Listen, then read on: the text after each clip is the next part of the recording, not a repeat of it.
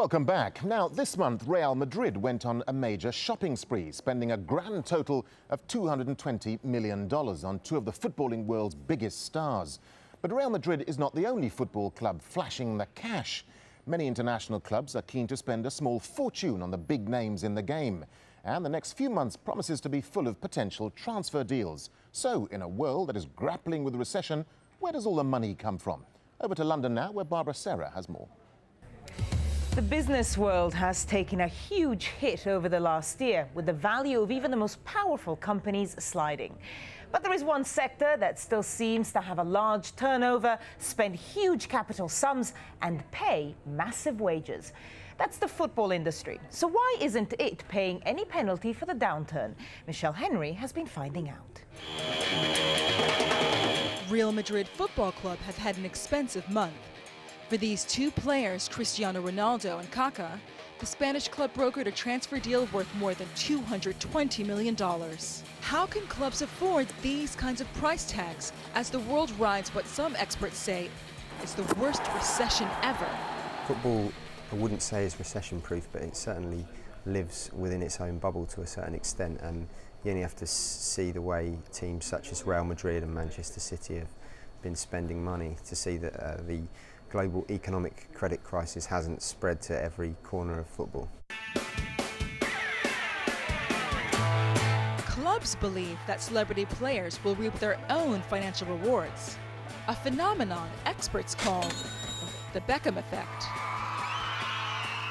Now, the Beckham effect is basically you're talking about signing a great footballer, but one that is also one of the most famous faces in the world, one that's going to attract fans of all ages, all types, one most significantly that is going to sell shirts. Merchandising revenue, such as shirts and memorabilia, only make up about 30% of the overall income of a football club.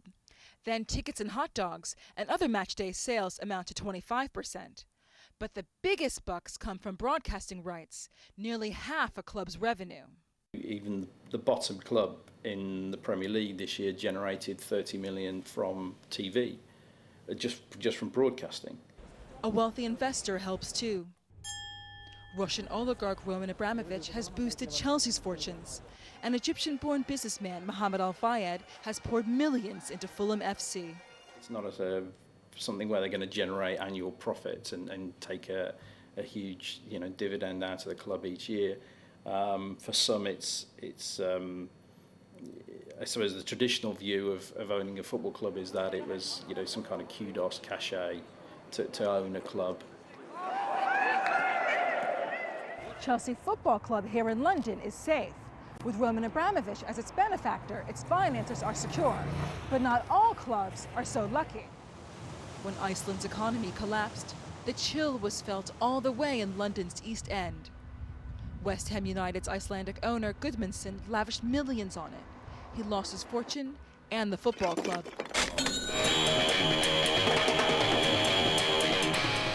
Regardless of the financial challenges facing the game, one person likely to be unaffected is the man of the hour, Cristiano Ronaldo.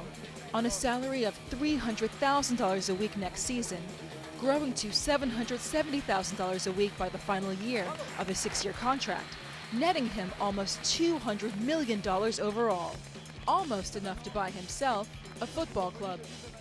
Well, to talk about this further, we can speak to Kevin Roberts. He's editorial director of the Sport Business Group. Thank you very much for joining us. Cristiano Ronaldo, $300,000 a week. He's got to be good. How come that at a time when we're seeing a global recession, football still seems to be immune? Well, as far as Ronaldo is concerned, you're right. I mean, it is because he is good. He's an exceptional talent in an industry where there is still money to reward exceptional talent. And I think that one has to get a little bit beyond this idea that, footballers are just 22 guys kicking a ball around and that it's trivial and it doesn't matter. Whatever industry you look at, whether it's media, whether it's Hollywood and Bollywood movies, there will always be rewards for exceptional talent. But a lot of those other industries, though, are feeling the pinch, whereas football doesn't seem to be feeling it. Why? You've got a group of very, very rich clubs, and you've got the rest. There's this huge rump of football clubs for whom life is as much of a struggle now as it's always been, and of course they are the clubs that have been hit by the recession. You know, the smaller clubs that still serve smaller communities, they have fantastically strong affinity with their fan base and their communities. But as time goes on, they're increasingly less likely to be able to challenge in terms of on the field, to challenge the big clubs. There's a huge and ever widening chasm between the haves and the have-nots in football. Part of the problem, certainly as I and others see it, is the UEFA Champions League. Because there is so much money coming out of the UEFA Champions League that every year clubs that qualify can make another 30 to 50 million pounds if they succeed in that tournament.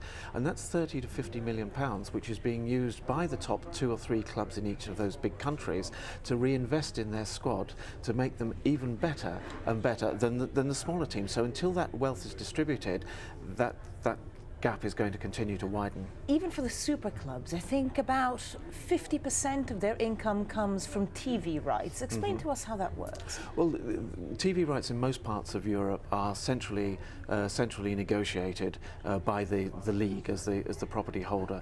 Then clubs are paid according to a flat fee, and then according to the number of times that they appear on live games. Now, with the Premier League, there is a massive deal in place with Sky and now with ESPN, which has taken over the package of rights that Setanta once held. But the Premier League also makes $1 billion from its overseas rights. It's the most watched football property in the world outside of its home countries. And similar things are taking place in Spain in particular. Massive market for Spanish football outside of Spain, particularly in Latin America, and it all adds up. And just very briefly, we've been saying that football is recession-proof, but we've also seen a club, West Ham, here in the UK. It had an Icelandic patron, then the Icelandic economy didn't do so well, and now the team's in trouble. The same could happen to Roman Abramovich in Chelsea. So perhaps these teams with the sugar daddies are vulnerable, aren't they? They're as vulnerable as the individuals are, and the real problem is the soft loans that have gone into the club. I mean, Chelsea as a business is probably not sustainable without Abramovich pumping money into it. If he goes, then the whole edifice crumbles and disappears. Kevin Roberts, Editorial Director of Sport Business Group, thank you very much for joining us. With some of its neighbours already there, Malaysia is now headed for its first recession since the Asian financial crisis in 1997. As demand for Malaysian exports dries up in the United States and Europe, the country recently approved a $16 billion stimulus package in an attempt to revive its ailing economy. But despite the promise of these billions, banks are still unwilling to lend, and that's driving many to seek alternative sources of money. Veronica Pedrosa is in our Kuala Lumpur centre with more details.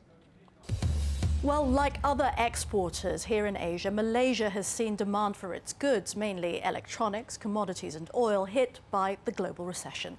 From a robust 7.4% growth in the first quarter of last year, Malaysia's economy contracted 6.2% in the same period this year.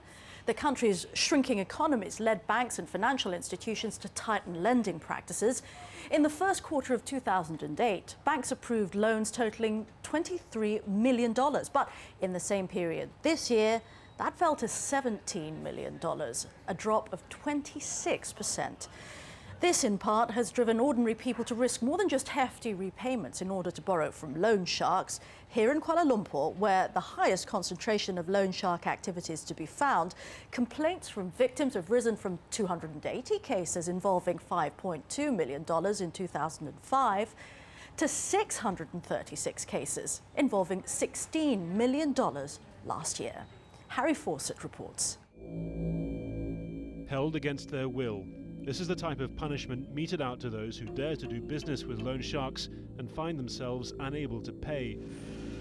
These 3 men were rescued by Malaysian police after a fellow victim paid his debt and raised the alarm. Too scared to speak, they represent the lucky ones. While the rest of the country heads for recession, business for Longs, as they're known, is booming. This economic downturn has a grave impact on the financial institution as well. You know, that's why now we commonly heard about them saying, oh, now the bank has become very prudent in lending out the money. You know, And that, in other ways, saying that they are trying to tighten up their procedures in approving loan, in screening the applicant for loan. With banks tightening credit, loan sharks, often linked to illegal gambling, are plugging the gap, loaning out money for legitimate purposes. This is the Chow Kit neighbourhood of Kuala Lumpur, an area police say is a loan shark hotspot. And on just about every street corner, you can find flyers like these offering out quick cash to those the banks deem too much of a risk. And at a time when many businesses are shrinking, this is fast becoming a growth industry. In 2005, I had 280 cases involving about 18 million. And 2008 last year, they shot up to 636 cases. Amount involved was more than 56 million. That's $16 million US, just the tip of the iceberg, as most loan shark victims don't report threats for fear of retribution or shame. And as the economy worsens, even companies are turning to loan sharks. Masna, a building contractor for 20 years, never thought she'd need to borrow from a loan shark, but with profits down and facing cash flow problems, she was left with a stark choice: fold her company or turn to an ailing for a short-term loan. We are a construction business and we do not always get the money up front. We have to wait 4 to 6 months. While we are waiting for the payment, how do I pay my workers' salaries? She was banking on payments from a government contract that didn't come through on time. We have tried to borrow from banks, but it's very problematic. We have to wait for 3 or 4 months. If we don't borrow from ailings, our workers would go on strike. Unable to pay the first loan shark's excessive compound interest, Masna turned to others. She now owes 20 loan sharks, a total of $150,000. They said, "Are you going to pay up? If you don't, we will come and disturb you at your home and your office." That's a threat. But if I can't continue to pay the interest, they might make other threats. Such veiled threats are often the beginning of something more sinister. Police are reporting more violent means of extracting payment. There have been extreme cases such as murder and lately the kidnapping of victims. Other ways to extract payments are methods that will embarrass victims, such as the throwing of paint or acid on the victims' houses. Public pressure has Malaysia's government vowing all-out war on the ailings. The Home Minister made a well-publicised visit to the Chow Kit area to find out about loan sharking activities there. First is that they know that I'm in business. My job is to ensure that these people do not exploit the weak. They do not use this weakness that exists in every society and then use force and threats. But some say the government needs to do more. Normally people will see that as a last resort. The government has to play their role as well. Especially government can, through their government agencies, and provide some loan for entrepreneurs, from starting some small business, even to help the petty traders. Until that happens, people like Masna will feel they have no choice but to keep dealing with the loan sharks. A reminder, you can keep up to date with these and other stories on our website, aljazeera.net/English, and click on the left-hand side for the business page. That's it from me, Darren Jordan, this week on Counting the Cost. Thanks for watching.